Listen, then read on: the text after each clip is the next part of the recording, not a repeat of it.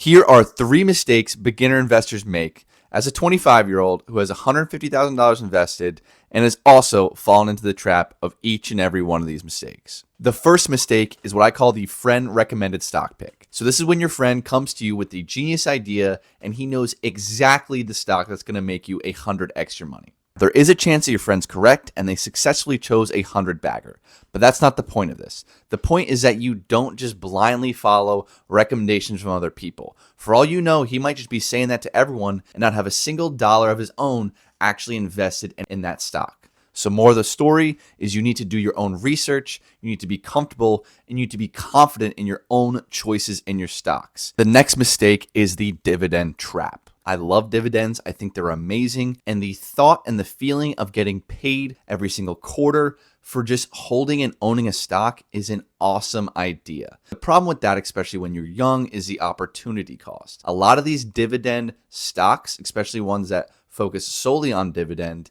miss out on a lot of growth. And when you're young and you can take on risk, what you want is growth, the highest return on your money. And if you're getting growth stocks that are growing between 10 and 15%, versus a dividend stock that's growing 4% and then paying a 4% dividend, the math for the dividend stocks is lower than it is for investing in those growth stocks. So for this, don't focus solely on dividends. Dividends have their place, but you should be looking for stocks that have the highest overall growth potential, so including the growth of the actual stock and the capital gains, as well as the dividends, not just saying, hey, the stock pays an 8% dividend, let's go right into that.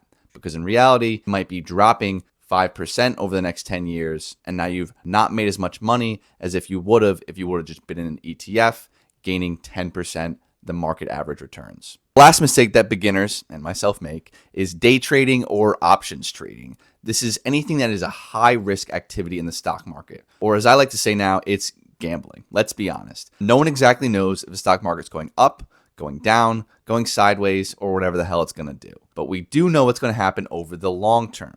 And historically, the markets tend to go up. So the longer your investment horizon is, the less risk you have. Now, this is the opposite once you're doing day trading and options trading.